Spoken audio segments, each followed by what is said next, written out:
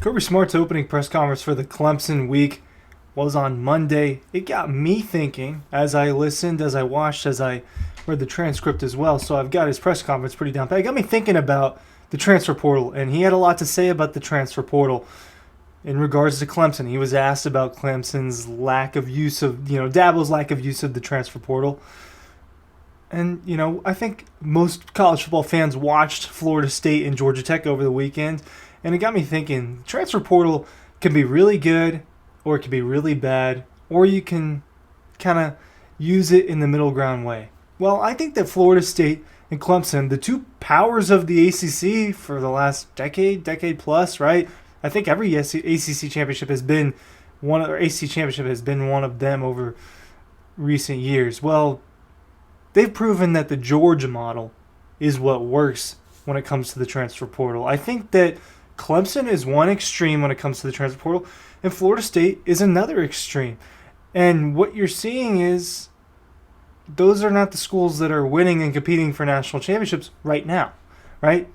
Florida State got close last year, very close last year. And maybe it'll turn out to be an anomaly. I don't know. Maybe they just got gypped at the end and it won't happen again. But Georgia's in the middle. Ohio State's in the middle. Alabama is in the middle. Other programs that are really competing for national championships right now are using the transfer portal in a medium way, right? For lack of a better term, in a medium way. Not in a heavy way, or not using it at all, right? I think that the ACC powers have shown each end of the spectrum with the transfer portal, and what you need to be is somewhere in between where Georgia is, where Ohio State is, where these other schools that are doing really, really well and winning national championships are. The Georgia model is what works, and they proved it. Ryan Curley from Dawg talking about the transfer portal.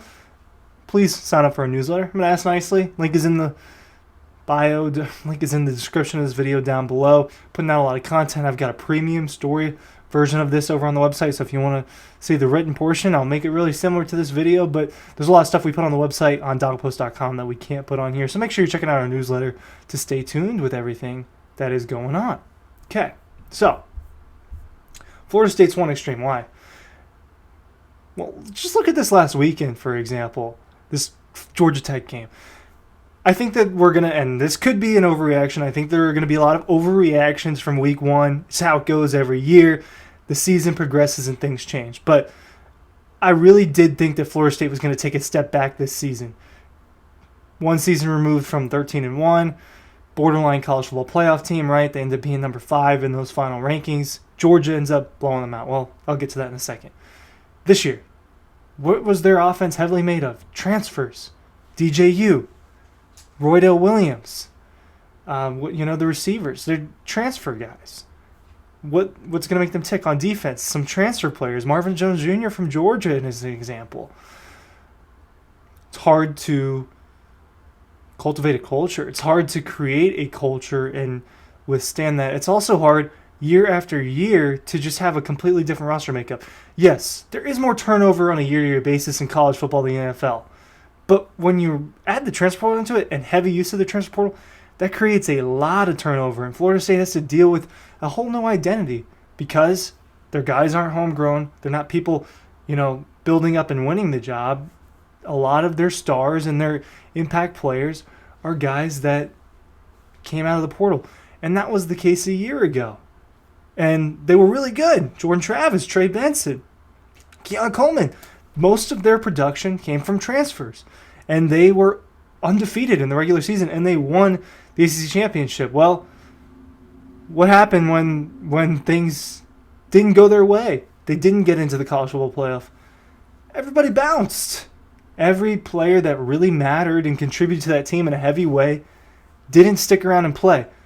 Georgia had an opposite reaction. And the only people that sat out were people that had the combination of, well, obviously a few transfers left, and that was also the case with Florida State, and I'll give you that, but Bowers and Amarius Mims and Small-London, people that were either dealing with injuries or heading to the draft, or a mixture of both, and guess what? That was the case with all of those players. Outside Smile just dealing with an injury, Bowers dealing with an injury and going to the draft, Amarius Mims dealing with an injury and going to the draft. A little bit different of a scenario. The rest of their team played. Javon Bullard came back and played. Kamari Lassiter came back and played.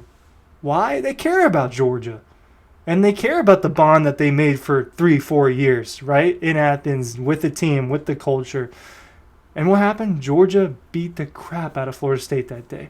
So Florida State, losing to Georgia Tech, when you come off all that, you get all of that complaining in the offseason. You get all this transition, new guys in the portal. And you go out and play a team that is an underdog, and it's probably a little bit better than what people thought, and Florida State's a little bit worse than people thought. Both of those things can still be true.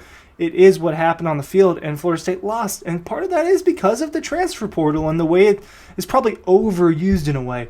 Now, it is a tool that you have to use in order to win, right? And you don't necessarily have to, but I don't think you're just going to see teams not use it and win championships. To me, Clemson is the other side of the coin. It's the example there.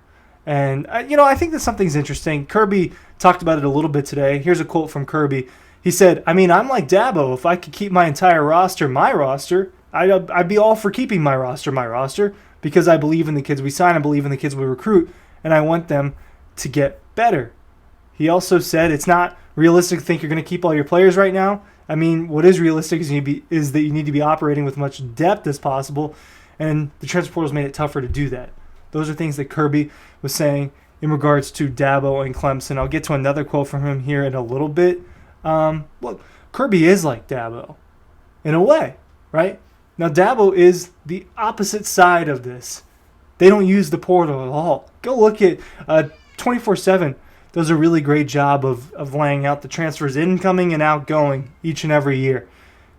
Go look at it since the transfer portal has been around the last few years. Clemson brings in maybe one guy or none. And a lot of their depth and future potential starters are out the door, going to other schools. Now, sometimes that's encouraged. I'm sure to an extent DJU is encouraged to leave, right? There's running backs and there's other guys. But those are the players that you want to keep in the house. Those are the players that you want to build up. They're only losing them.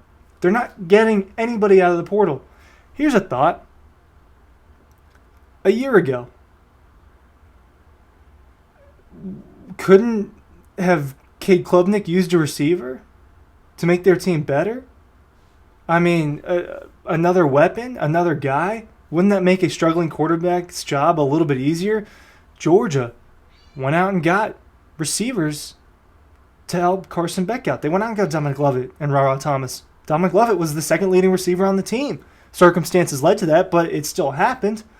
This year, they lost a couple of their weapons, Brock Bowers and Lad McConkey. Their two biggest weapons on the outside. Biggest in terms of production. They weren't physically the biggest. To make Carson Beck's life a little bit easier, a quarterback that's already proven to be pretty good, they go out and get London Humphreys and Colby Young and Michael Thomas III, guys that are probably going to contribute because that's just how it goes now. They went out and got Trevor Etienne. Why? Because he makes Georgia better. Because he helps fix a problem Georgia had. And that was running back depth and health and skill last year.